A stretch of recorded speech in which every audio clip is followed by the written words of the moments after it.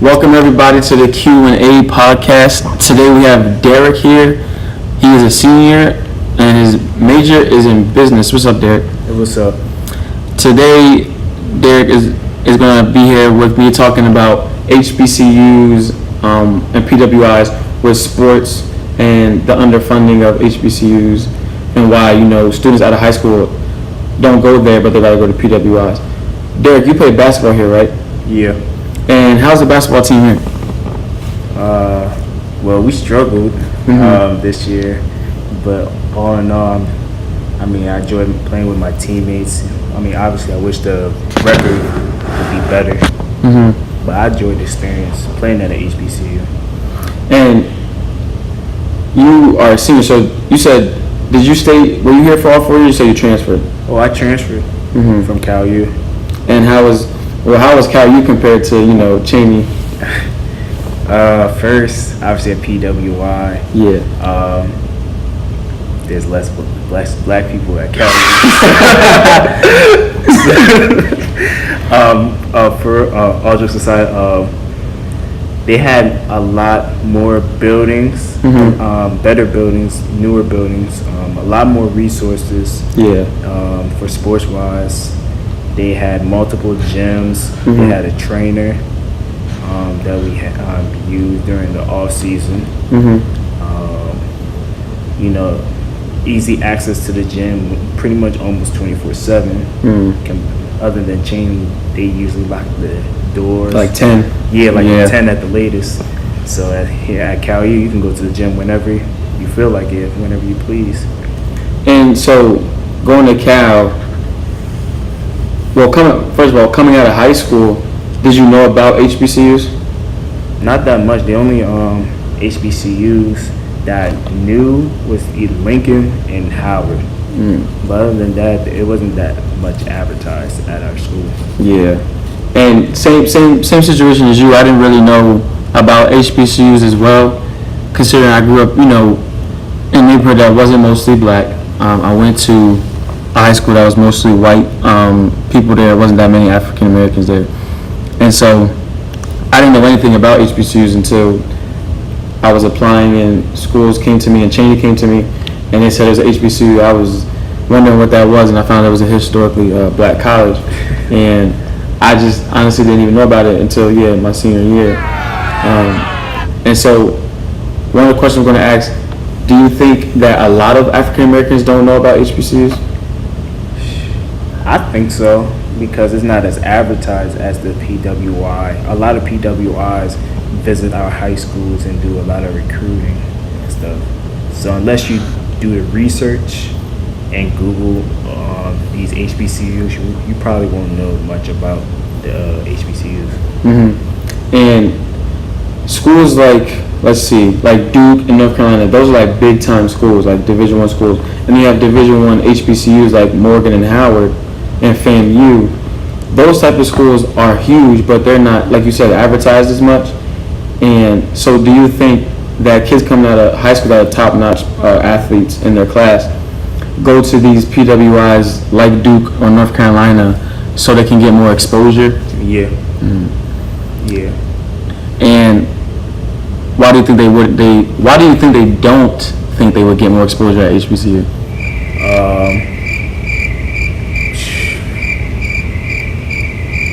Because that's a hard one.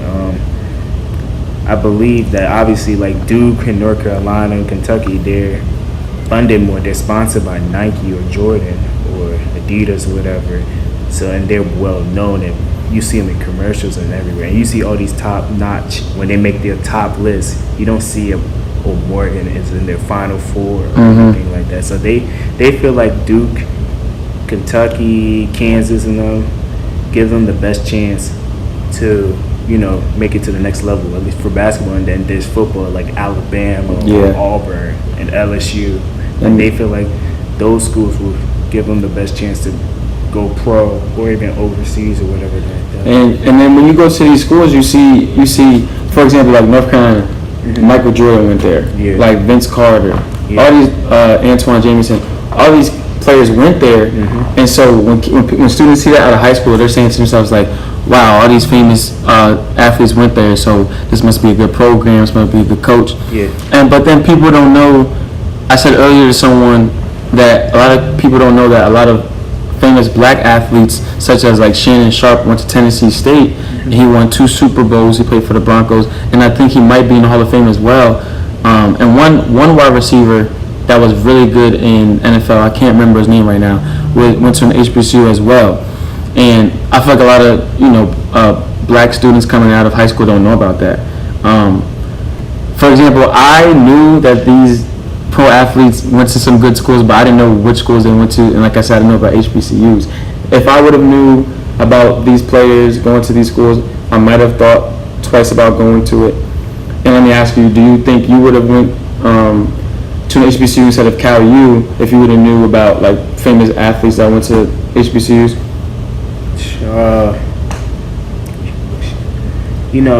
I probably would lean towards like a PWI because they portray us that they give you a better opportunity to excel. While HBCUs, all you hear is negative stuff like, oh, it's a party school. You won't be able to get a good education because all these frats and fraternities and sororities and all these events that a lot of distractions that will make you like probably fail and stuff like that. Other than PWI, all it is academics. Yeah.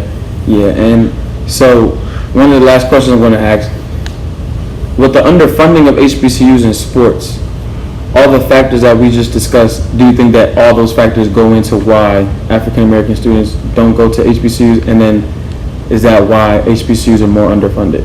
Yes, because obviously if you don't have the students that go to these HBCUs, it's hard to generate money to improve the schools.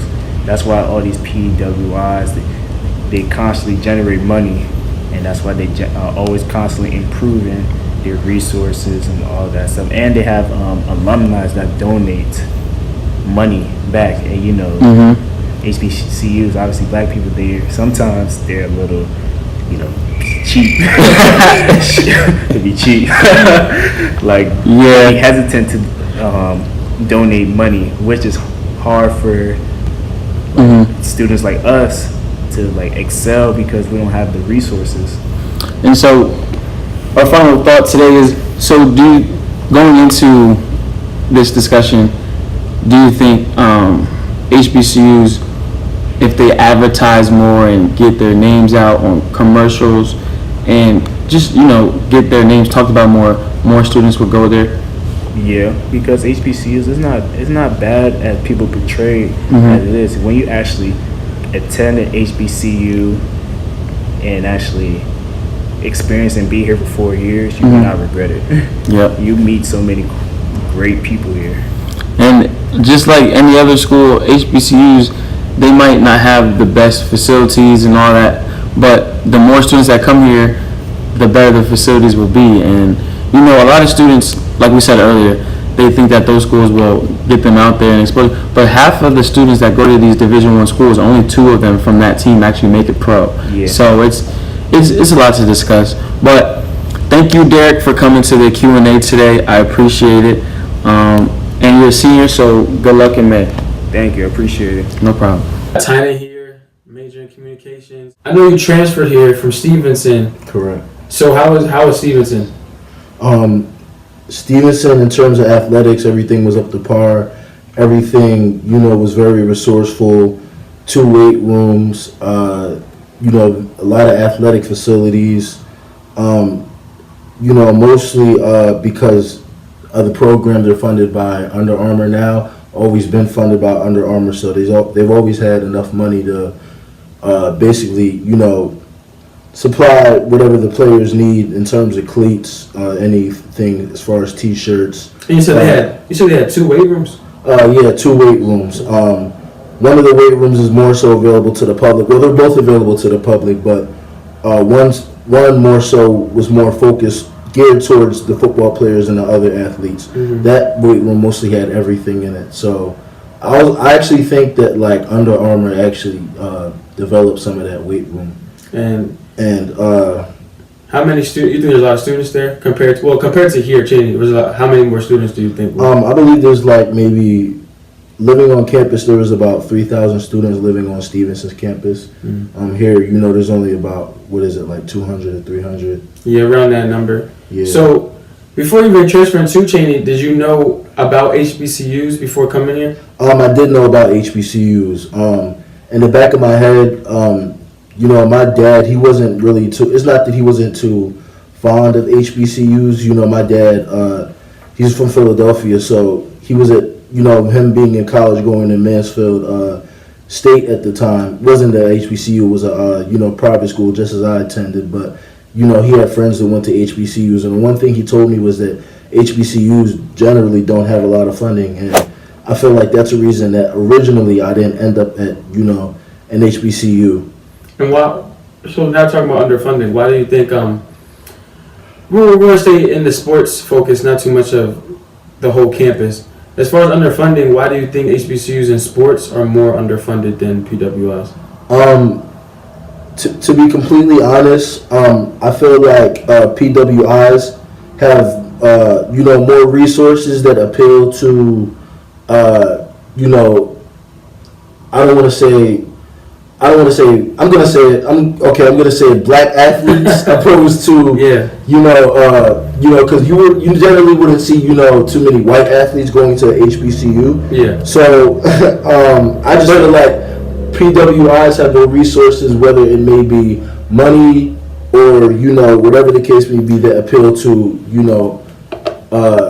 not more so appeal, but have what athletes in general need. And another thing is not so much of, because we know that sometimes mostly black students are going to go to HBCUs and not white students, but even at PWIs there's actually more black student athletes at PWIs than there is at HBCUs. Do you think like one of the factors is, like you said, everything's appealing? Like at Stevenson, how many sets of uniforms did you have, and how nice was your football field? Yeah, at Stevenson I believe they had like 4 or 5 sets of uniforms. Football field, fairly new. Because you got to think about it. Stevenson, it used to be Villa Jewelry, which was an all-female school.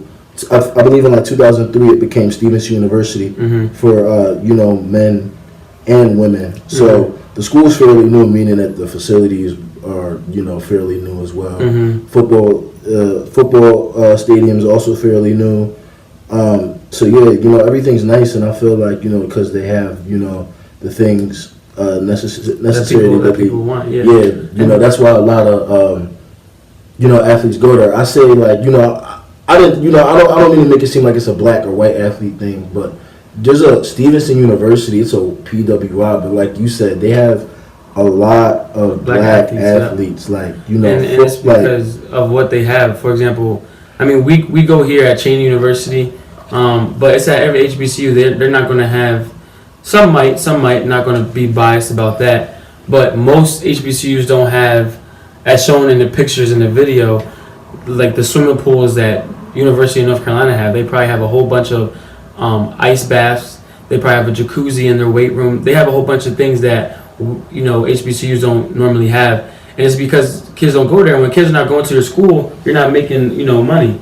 And so, what do you think HBCUs need to do? Because like I didn't know about HBCUs as much, and I feel like a lot of people don't know about them, and they don't even know about famous people who went there. Like Shannon Sharp went to HBCU. Jerry Rice, one of the best wide receivers in NFL, went to HBCU. But a lot of African American students coming out of high school, they just don't know that. I mean, don't necessarily get me wrong. There are HBCUs that have good football programs, like basketball programs, for example. You got, these are kind of like DMV based, HBCUs, and generally like I guess like that area, that's kind of a big market area, big money area. So, and I feel like that's part of the reason why like schools like Bowie State, Morgan State, I mean like even Coppin State too, they're able to like really fund sports because of not just because the area they're in, but because those are historic schools too, but they do a really good job of like marketing their school not just, you know, athletic wise, but like, you know, as general, to make it to, in general, that makes it to the point where, okay, like, you know, that's a school I want to go to, that's a school I want to, you know, attend, and, you know, definitely, oh, I'm sorry. Virginia, who just won the national championship, it's like they're not broadcasted. So that's one of the things that HBCU should do too. Try to get their games broadcasted on national TV to get other players that are going to college to get recognition. Like, oh, okay, well that school looks nice. I want to go to that program, see what it's about. But thank you, Tony, for coming to the podcast. Thank you for having me. Yep, no problem. And good luck in school.